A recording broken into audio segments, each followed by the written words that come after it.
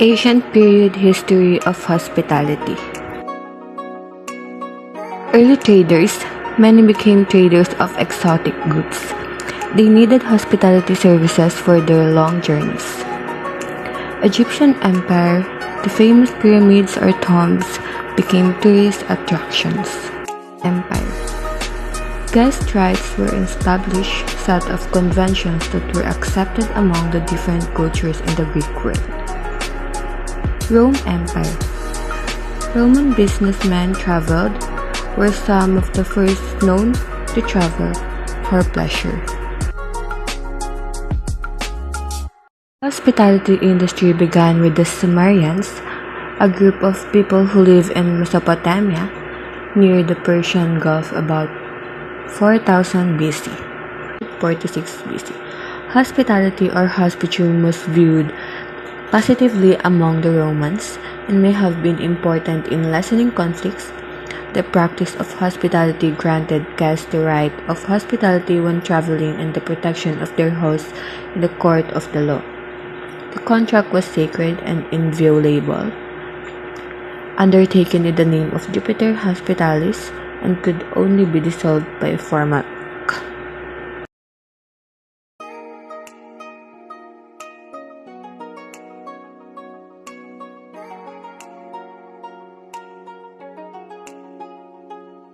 After many years of conflict, Greece became a Roman protectorate.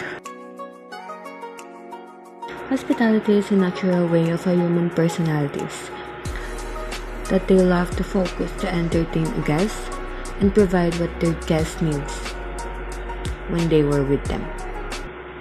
Medieval period Dark Ages.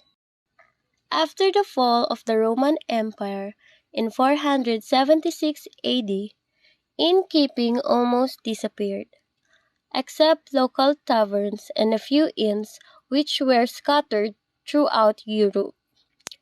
Throughout this period, the Roman Catholic Church took over the job of feeding and housing travelers, both religious and lay people.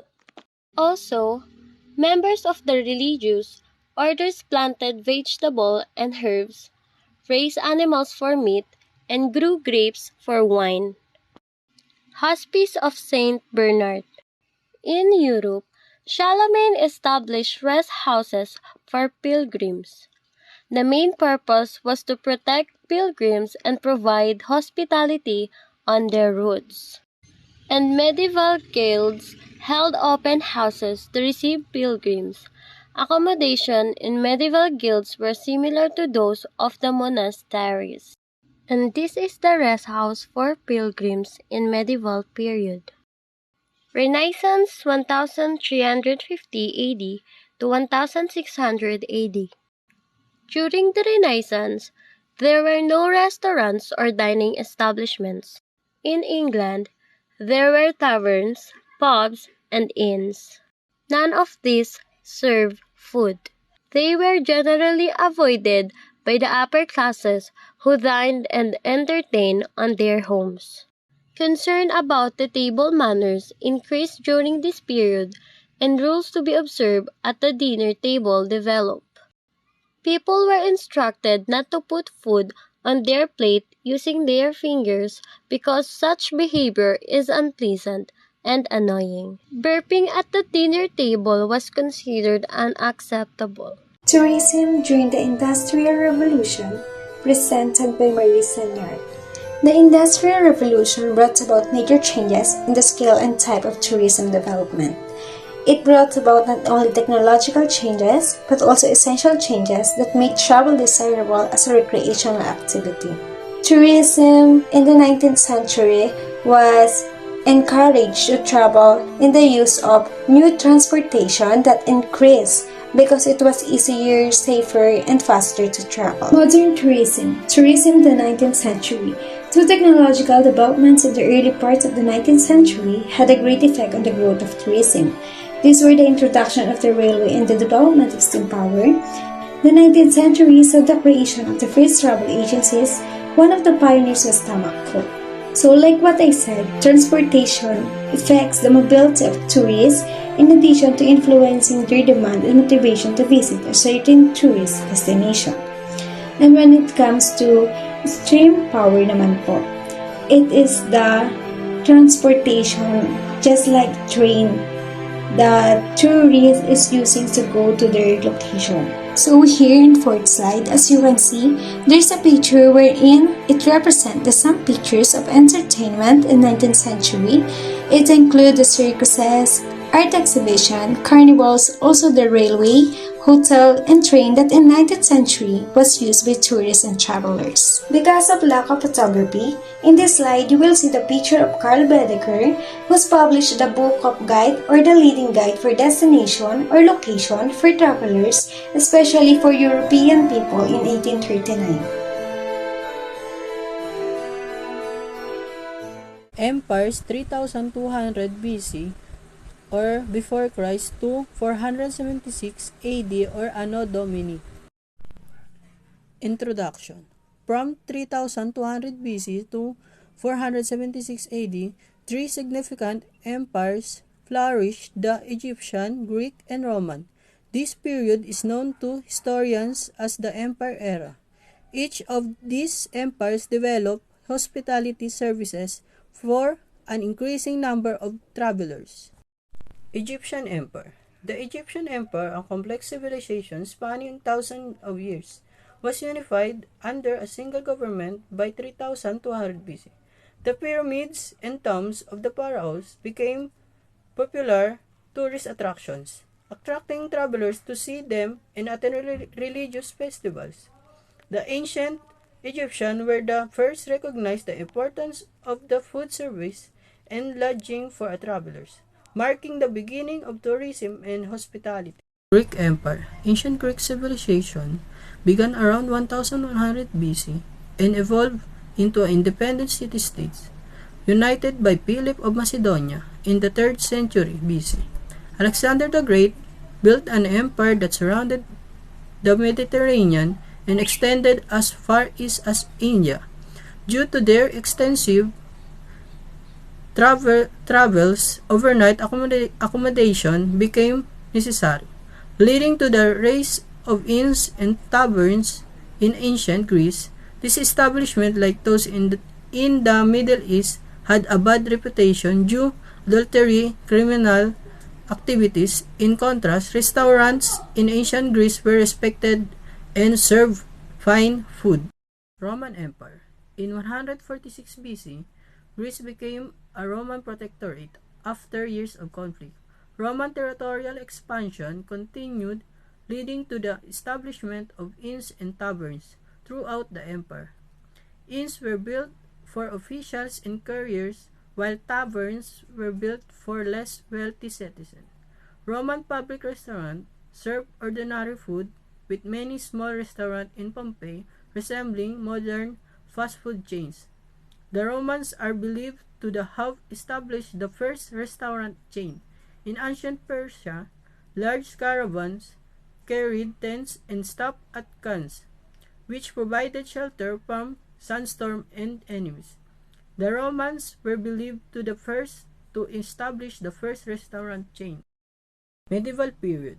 Dark Ages. After the fall of the Roman Empire in 476 AD, innkeeping disappeared except for a local taverns and scattered inns throughout Europe. The Roman Catholic Church took over responsibility of feeding and housing travelers, with monasteries being self-sufficient enterprises. Charlemagne established rest houses for pilgrims, providing hospitality and protection. Medieval guilds held open houses for pilgrims similar to monasteries. However, providing hospitality became a burden for religious houses as they were overbooked.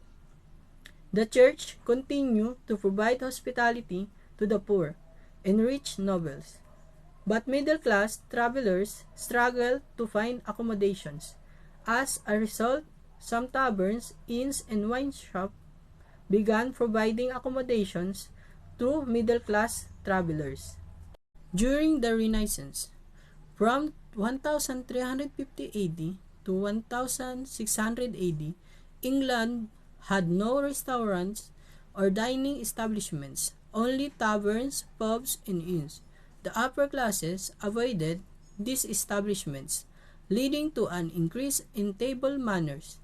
Rules were developed for dinner, preventing food from being placed on plates using fingers, and preventing burping at the table, as it was considered unacceptable. Early modern period, 1600s to 1800s. 1600s. During this era, over 600 inns were registered in England, with paved interior courts and arch porches. Guidebooks for travelers were published in France, and an embryonic hotel industry developed in Europe. Stagecoaches and clubs similar to Englishmen's clubs and Masonic lodges appear in America. 1700s. Masonic lodges began to appear in North America.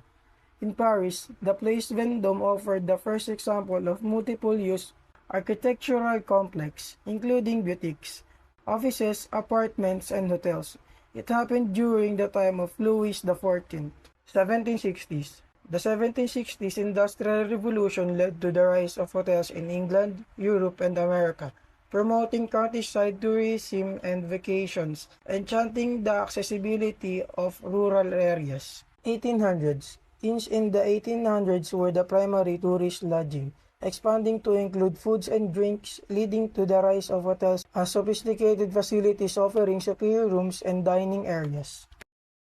Pioneers in the tourism and hospitality industry. There are several outstanding individuals who had made a significant contribution to the growth and development of the tourism and hospitality industry. They are Gason Fitz, Bosworth Milton Statler, Conrad Hilton, Thomas Cook, Howard Deering Johnson, J. Williard, Maria J. Kroc, Isadora Sharp, and Ruth Fortel. So let's begin to Cesar Ritz. Cesar Ritz became the general manager of the Savoy Hotel in London, one of the most famous and luxurious hotels in the world. Second, Ellsworth Milton Settler. Ellsworth Milton Settler is considered to be the premier hotel man of the all time. Third, Conrad Hilton. Conrad Hilton was the once recognized as the biggest hotel man in the world. Fourth, Thomas Cook. Thomas Cook is recognized as the first professional travel agent. Fifth, Howard Deering Johnson. Howard Johnson was the pioneer of brand leveraging. J. Williard Maria. J. Williard Maria founded the Maria Corporation, which has continued to be an important asset to hospitality industry. Ray Kroc. Ray Kroc, founder of McDonald's Corporation, developed several operational guidelines such as quality, service, cleanliness, and value, or QSC&V. His motto is never be idler in moment. Next, Isadora Sharp.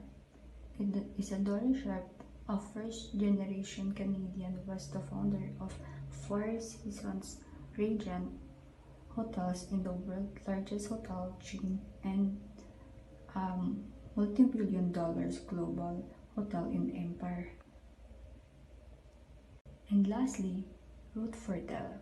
Ruth Fortel was the founder of Chris Steakhouse, the largest upscale restaurant chain in the United States. Hospitality and tourism have a long history dating back to the Old Testament, with early civilizations focusing on trade and religion. The Roman Empire boosted travel during the Middle Ages, with the establishment of taverns, caravanserai, and inns. The Renaissance saw the development of table manners, coffee houses, and the first restaurant in the United States. The Grand Tour and spas also contributed to the growth of tourism and hospitality. The Industrial Revolution and the 19th century saw the growth of pleasure travel, with concepts like a la carte dining and mass feeding. The 20th century saw advancement in technology and transportation, leading to the fast food industry. The Philippines tourism and hospitality industry, a young one, has seen growth since 1972, influenced by factors like economic prosperity, leisure time, education, and transportation improvements.